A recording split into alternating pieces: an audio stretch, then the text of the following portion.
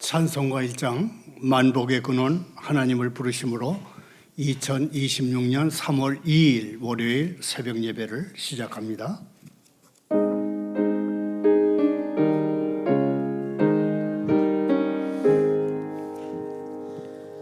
만복의 근원 하나님 온 백성 찬송 드리고 저 천사여 찬송하세 찬송 성부 성자 성령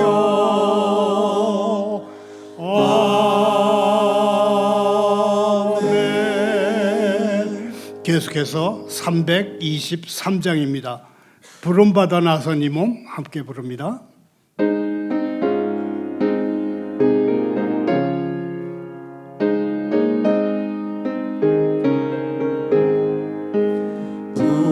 부름받아 나선 이 몸 어디든지 가오리다 괴로우나 즐거우나 주만 따라가오리니 어느 누가 막으리까 죽음이 늘 막으리까 어느 누가 막으리까 죽음이 늘 막으리까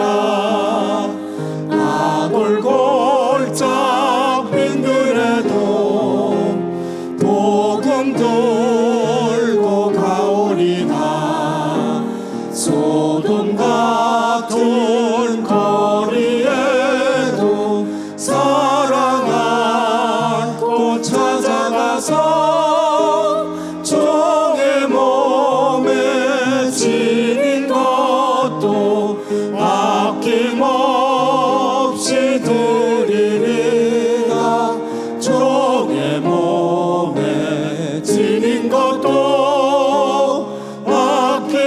아낌없이 드리리라.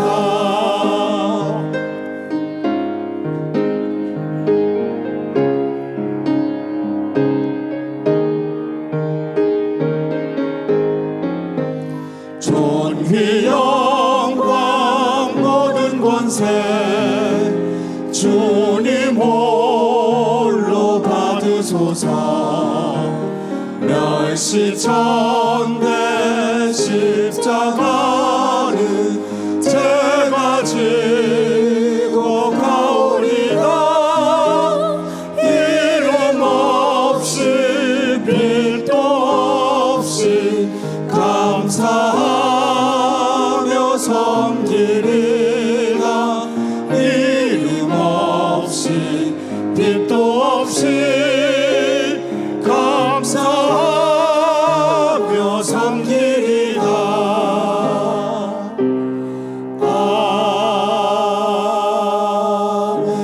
아멘.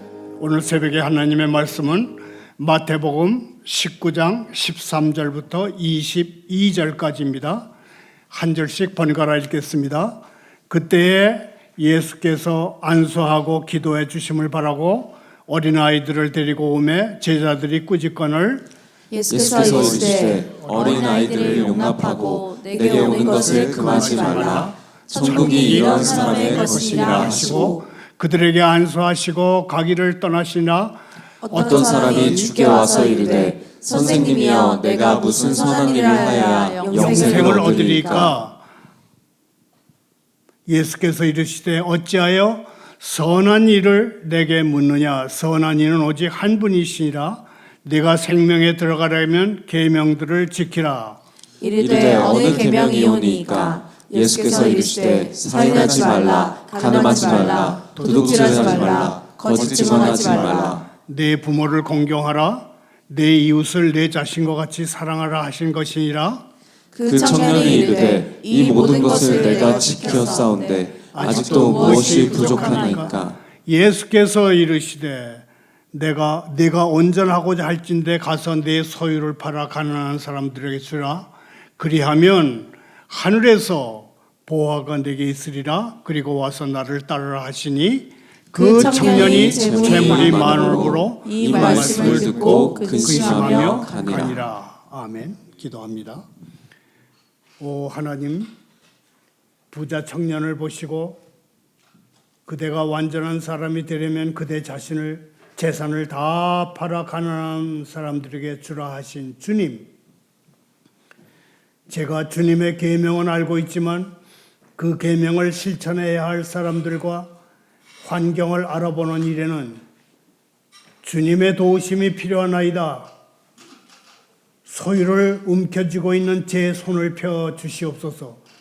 오랫동안 이웃을 못 알아보는 제 눈을 열어서 보게 하시옵소서. 예수님의 놀라운 이름으로 기도하옵나이다. 오늘의 설교 부제목은 내 이웃을 사랑하라입니다. 이 부제는 내 이웃을 내 자신과 같이 사랑하라는 부자 청년을 향한 예수님의 말씀을 줄인 것입니다. 그리스도인은 하나님이 그렇게 하라고 하시기 때문에 이웃을 사랑해야 합니다. 설교 중에는 러시아의 전면적 침공으로 시작된 우크라이나 전쟁 4년째를 보내면서 무용교사에서 총을 든 전사로 다시 태어난 우크라이나 중전 여성의 모습과 어이없게도 전쟁의 승리를 외친 주한 러시아 대사의 모습을 사진으로 살펴보겠습니다.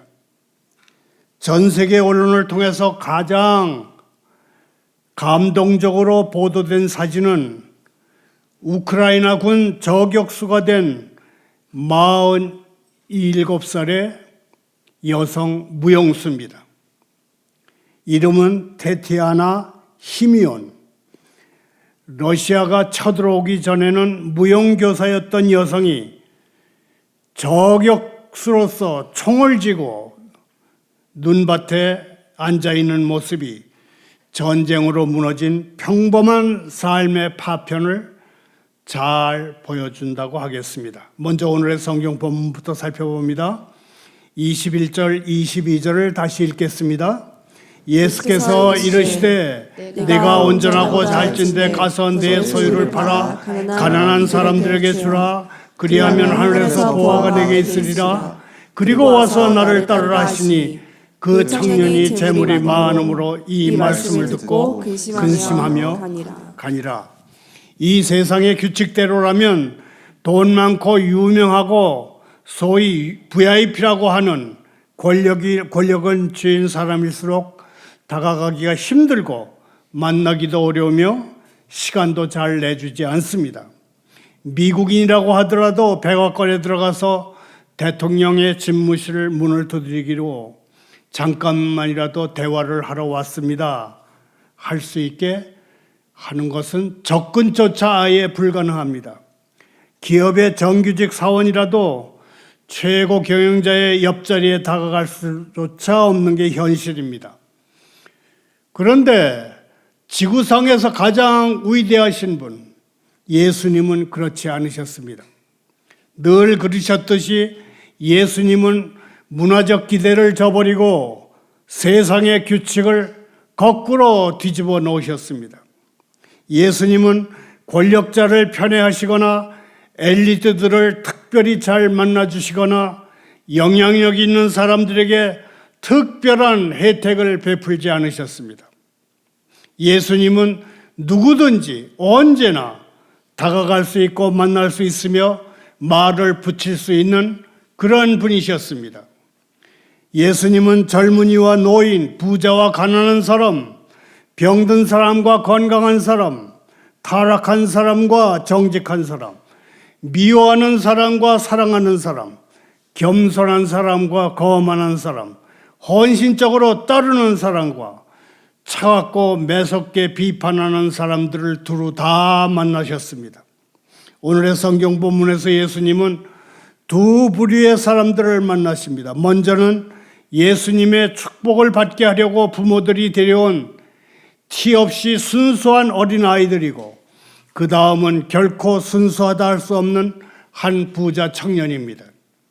이 시간 두 이야기 속에서 누가 천국에 더 가까운지를 살펴보고자 합니다. 먼저 어린아이들입니다. 13절부터 15절을 다시 읽겠습니다. 그때에 사람들이 예수께서 안수하고 기도해 주심을 바라고 어린아이들을 데리고 오매 제자들이 꾸짖거늘 예수께서 이르시되 어린아이들을 용납하고 내게 오는 것을 금하지 말라. 천국이 이런 사람의 것이니라 하시고 그들에게 안수하시고 떠나시니라. 예수님은 부모들이 초대나 특별한 허락 없이 마음대로 아이들을 데리고 올 만큼 어린이들을 특별히 친근하게 대하셨습니다. 13절에서 우리는 자기 아이들을 예수님 앞에 데려와서 안수와 축복을 요청하는 부모들의 모습을 봅니다. 그들은 조금도 망설임이 없습니다. 두려움도 없습니다.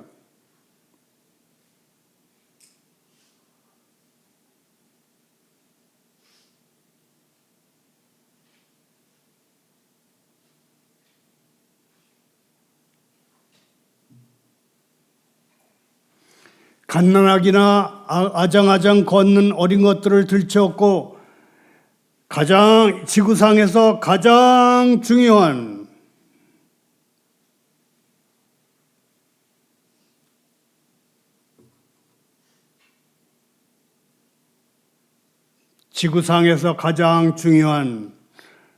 분에게 아이들을 데리고 왔습니다.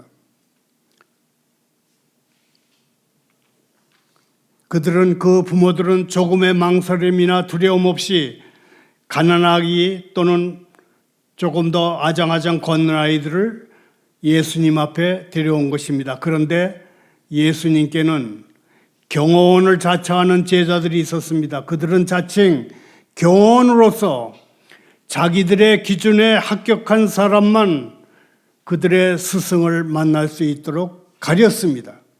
그 제자들이 볼 때 어린이들은 당연히 그 기준에 미달하는 아이들이었습니다. 그렇지만 예수님은 아이들과 부모를 엄격한 표정으로 막아서는 그들을 나무라시면서 이렇게 말씀하셨습니다. 어린아이들을 용납하고 내게 오는 것을 금하지 말라. 천국이 이런 사람의 것이니라. 예수님은 사람으로 장벽을 치거나 사람을 가려 만나는 분이 아니셨습니다. 제자들이 경호원 노릇을 하도록 허락하지도 않으셨습니다. 누구보다도 어린아이들은 예수님의 시간과 온화한 손길을 받을 자격이 있었습니다. 왜냐하면 어린아이의 단순함과 열린 마음과 정직함과 호기심은 천국에 가장 가까운 사람들의 모습과 행동을 완벽하게 보여주기 때문입니다. 예수님이 어린아이들을 축복하시고 그 자리를 뜨실 때 군중 속에서 예수님을 부르는 한 남자의 소리가 들렸습니다. 선생님이여, 제가 무슨 일을 해야 영생을 얻으리까? 우리는 이 남자가 누군지 모릅니다. 성경에 그 이름이 없습니다. 마태 사도는 그가 청년이었고 재물이 많았다고 적었습니다. 누가 사도는 그 남자가 관리였고 큰 부자였다고 적어놨습니다. 그 청년은 넓은 땅을 상속받은 젊은이였거나 혼자 힘으로 자수성가한 그런 사람일 수도 있었습니다. 아무도 그 이름을 모르는 그 남자는 자기의 재력에서 나오는 약간의 자부심이라기에는 자신감의 도가 넘쳐 있었습니다. 하지만 마가복음이 말해주듯 그 청년은 예수님 앞에 무릎을 꿇고 질문했습니다. 자기 확신에 한껏 도취되어 있었지만 그 청년은 최소한 영적 문제에 있어서만은 예수님의 탁월한 지혜를 인정했던 것입니다. 예수님은 그에게 잠시 대화를 주도하도록 하셨고 청년은 자기 정당화는 물론 약간의 아첨도 하고 있었던 것으로 보입니다. 16절, 17절을 다시 읽으면서 확인합니다. 어떤 사람이 주께 와서 선생님이여 내가 무슨 선한 일을 하여야 영생을 얻으리까? 예수께서 이르시되 어찌하여 선한 일을 내게 묻느냐? 선한 이는 오직 한 분이시니라. 네가 생명에 들어가려면 계명들을 지키라. 젊은이가 제가 무슨 선한 일을 해야 영생을 얻을 수 있겠습니까? 라고 여쭙자 예수님은 네가 어찌하여 나를 선하다 하느냐? 그대가 어찌하여 나를 선하다고 합니까? 하나님 한 분밖에는 선한 이가 없습니다. 그러셨습니다. 그 남자의 세속적인 관점에서 보면 예수님은 도덕적 기준이 꽤 높은 분이셨습니다. 하지만 예수님은 수평적인 의로움이라는 도덕적 개념 자체를 뒤엎으시고 하나님의 기준으로 다시 정의하십니다. 선한 이는 오직 한 분이시니라. 이게 예수님의 정의입니다. 올바름과 의로움의 기준은 우리가 주변 사람들보다 얼마나 나은가가 아니라 우리가 하나님의 온전한 거룩함에 얼마나 일치하는가입니다. 자막을 따라 함께 읽으면서 정리합니다. 선과 의의 기준은 선과 의의 기준은 우리가 주변 사람들보다 얼마나 나은가가 아니라 우리가 주변 사람들보다 얼마나 나은가가 아니라 하나님의 온전한 거룩함에 하나님의 온전한 거룩함에 얼마나 일치하는가이다. 얼마나 일치하는가이다. 이론적으로 어떤 사람이 선천적인 의로움과 착함을 지니고 있다면 그 사람은 하나님을 향한 사랑과 예배의 행위로 그리고 마음에서 우러난 겸손한 자세로 모든 계명을 완벽하게 지켜야 합니다. 그러나 현실에서 그렇게 의롭고 착한 사람이 있다면 그분은 하나님이시면서 사람이신 예수 그리스도 한 분뿐입니다. 강조하건대 절대적인 의미에서 선하신 분은 예수님밖에 없습니다. 그리고 예수님만이 모든 면에서 하나님을 기쁘시게 하고 하나님의 계명을 지키는 완전한 삶을 사실 수 있습니다. 지금부터는 오늘의 결론으로 내 이웃을 사랑하라는 주님의 명령에 순종해야 할 이유에 대해서 생각해 보겠습니다.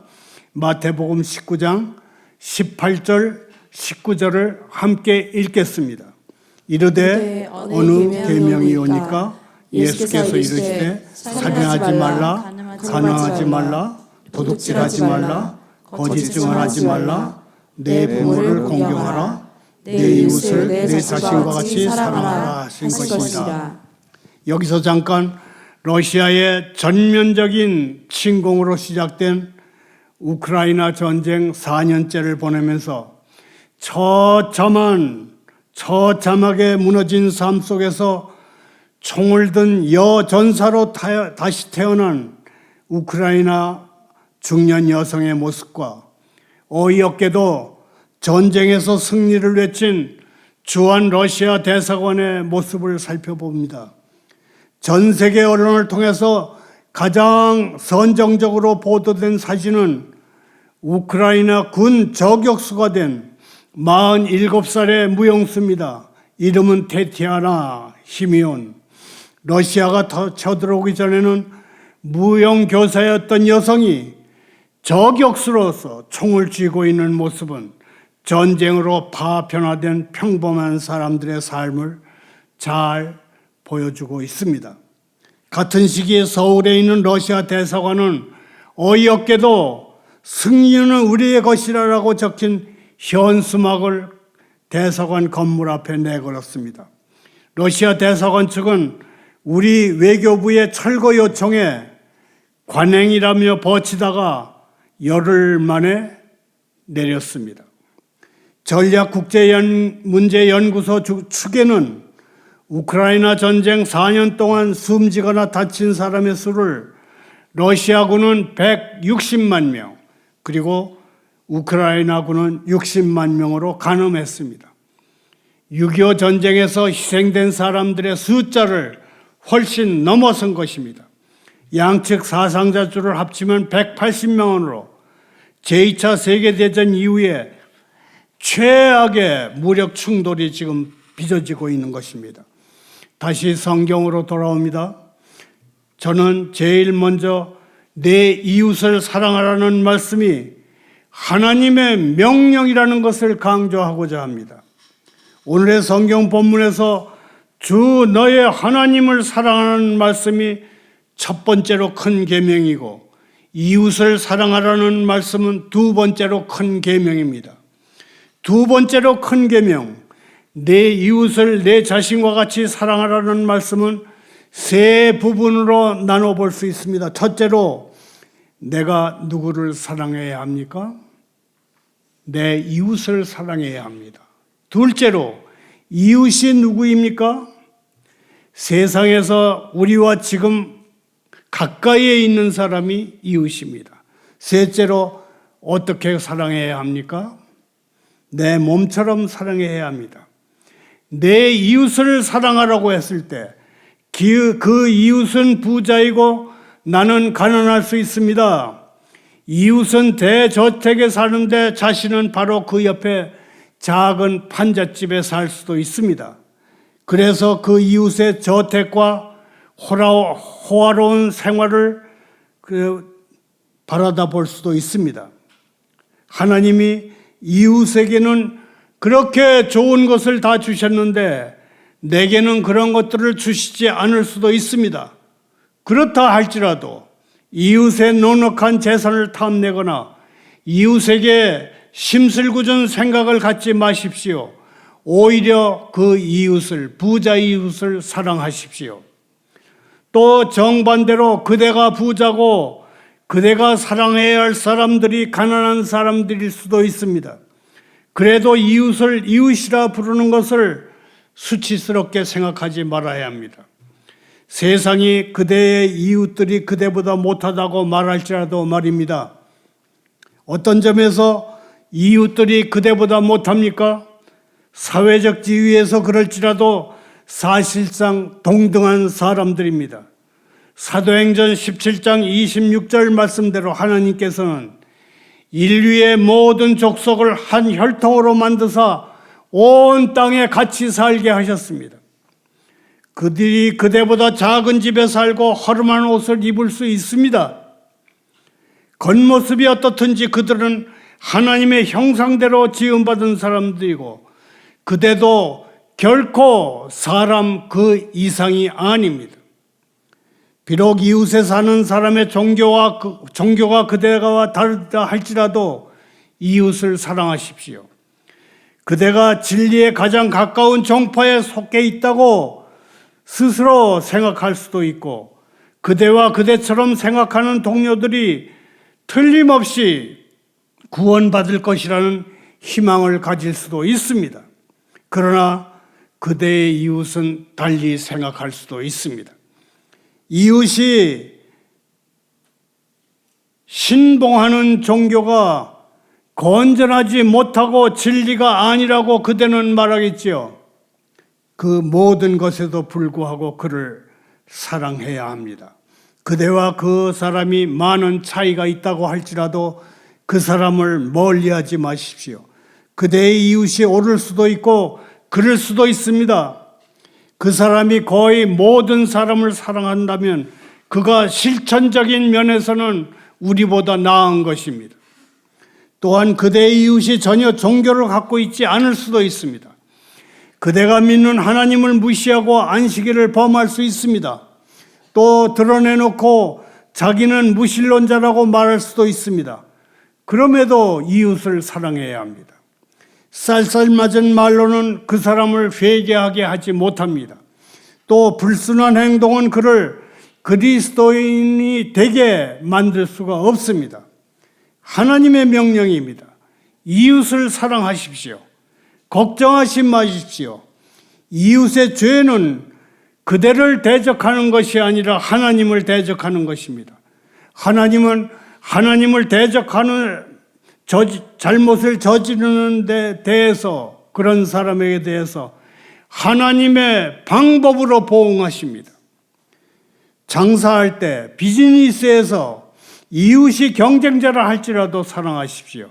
제가 사업이나 상거래에 관한 이야기를 시작하는 것은 매우 제게도 어려운 과제임을 압니다. 그럼에도 저는 상업과 교역을 하는 분들에게 이웃을 사랑하라고 말하겠습니다. 왜냐하면 하나님의 명령이니까요. 어떤 사람이 그대의 사업을 방해한다 해도 그 사람은 여전히 이웃입니다. 그대에게 빚진 사람이 그대 가까이에 산다고 합시다. 그의 소유를 가져온다면 그 사람을 망할 것입니다. 그러나 그 사람이 그대의 돈을 계속 가지고 있게 내버려 둔다면 경제적인 폭풍을 뚫고 일어서서 마침내 그 일에 성공할 수도 있습니다. 물론 안 할 수도 있습니다. 그대 자신처럼 그 사람을 사랑하는 것이 그대가 할 일입니다. 그대와 거래하는 사람은 다 그대의 이웃입니다. 기독교 율법은 내 이웃을 사랑하라고 명하고 있습니다. 그 사람을 미워하지 말라고만 말하는 것이 아니라 그 사람을 사랑하라 그렇게 말합니다. 내 이웃을 사랑하라는 율법은 어떠한 예외도 두지 않습니다. 그 사람이 그대 가까이에 있습니까? 그대와 어떤 거래라도 하고 있습니까? 율법은 그런 경우 그는 이웃이니 사랑해야 한다고 말합니다. 시간 관계로 지금부터 이웃을 사랑하라는 계명을 왜 지켜야 하는지를 설명하는 것으로 말을 맺겠습니다. 마태복음 19장 18절 19절을 특별히 19절을 함께 읽겠습니다. 이번 기회에 아주 외두시기 바랍니다. 이르되 어느 계명이오니까 예수께서 이르시되 살인하지 말라, 간음하지 말라, 도둑질하지 말라, 거짓 증언하지 말라. 내 부모를 공경하라, 내 이웃을 내 자신과 같이 사랑하라 하신 것이니라. 내 이웃을 사랑하라는 계명은 하지 말라는 소극적인 계명이 아니라 하라는 적극적인 계명입니다. 이웃에게 해를 끼치지 말아야 한다는 것은 진리입니다. 그러나 이웃에게 해를 끼치지 않았다는 것만 가지고는 모든 것을 다 했다고 생각해서는 안 됩니다. 마땅히 이웃을 사랑해야 합니다. 어떤 사람이 나서서 이렇게 말할 수도 있습니다. 저는 제 이웃을 사랑할 수 없어요. 목사님이 목사님 이웃을 사랑하는 것은 그 이웃이 제 이웃보다 선하기 때문일 거예요. 그렇지만 제 이웃은 정말 잡동사니 같은 사람들이에요. 그들을 사랑하려고 노력은 하고 있어요. 그러나 내가 행한 모든 것에 그들은 욕설로 대신합니다. 그럴 수 있습니다. 형제 자매여, 그대의 이웃이 잡동사니 같고 그대가 행하는 것을 보고 욕을 하는 사람이냐면 그런 사람이기 때문에 그대에게는 영웅적인 행위를 할 여지가 생기는 것입니다. 모든 것을 참고 이겨낼 각오를 가진 사람이 거의 모든 것을 이겨낼 것입니다. 그러니 그대의 이웃을 사랑하십시오.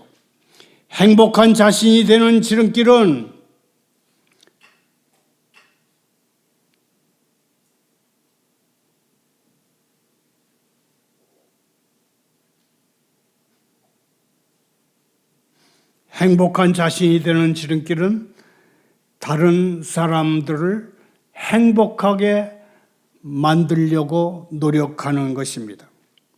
세상은 더할 수 없이 악합니다. 그러나 친절의 힘을 느끼지 못할 만큼 나쁘지는 않습니다. 아랫사람들을 잘 대접하십시오. 아랫사람들 중에 충고나 권고를 해도 전혀 듣지 않고 고칠 수 없는 사람들이 있습니다.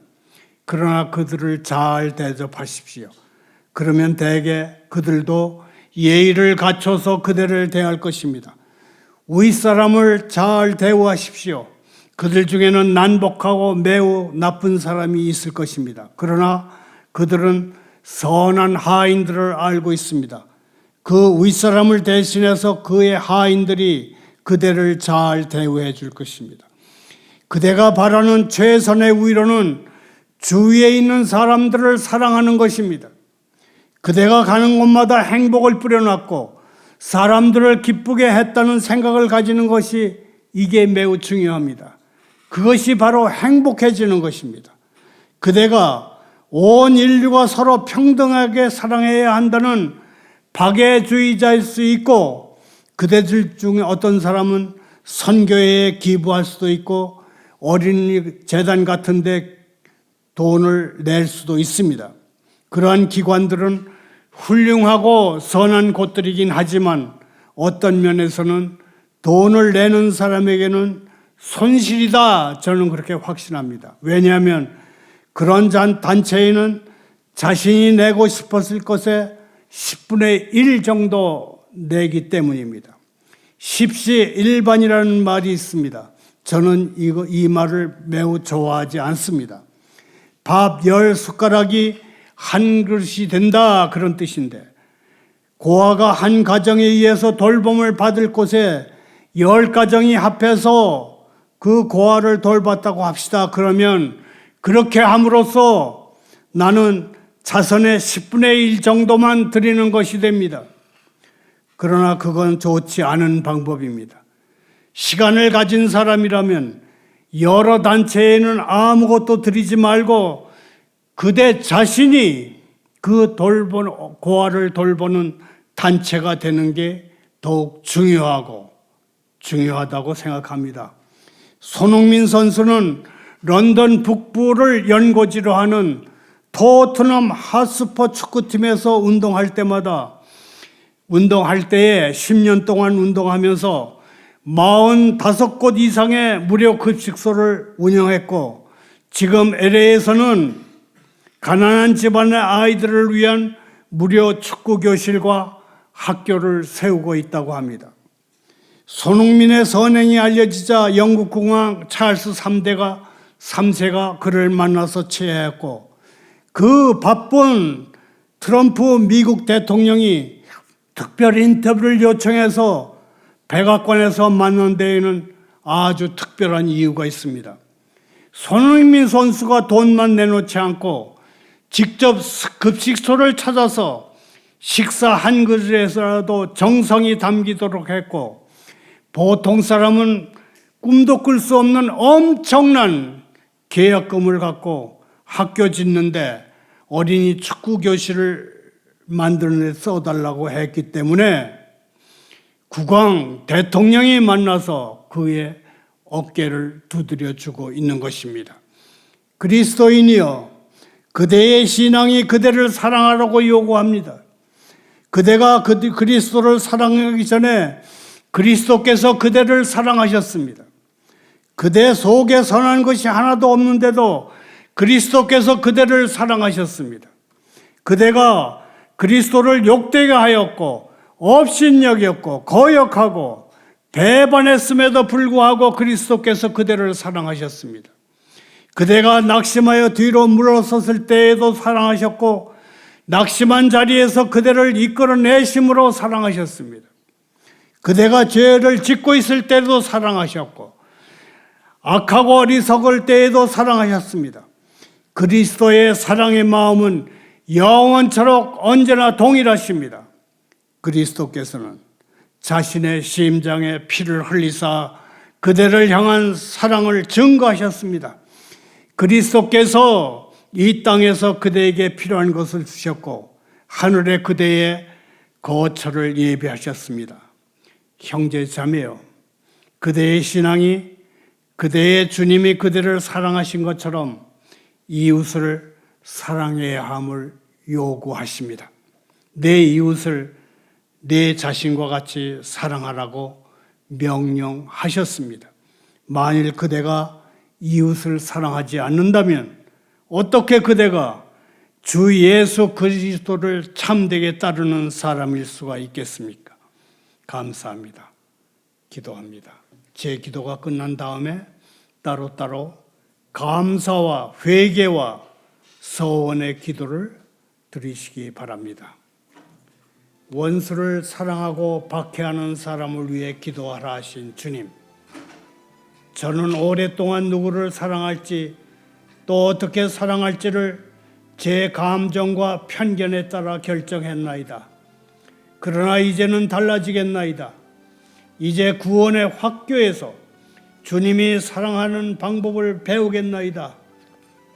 저희의 사랑은 빈약하고 변덕스럽지만 주님의 사랑은 광대하고 변함이 없나이다. 이제 누가 저희의 이웃인지 잊지 않게 말씀해 주셨나이다. 저희에게 주님의 사랑을 부어주셔서 저희가 사랑해야 할 이웃을 사랑할 수 있게 도와주시옵소서. 예수님의 이름으로 기도하옵나이다.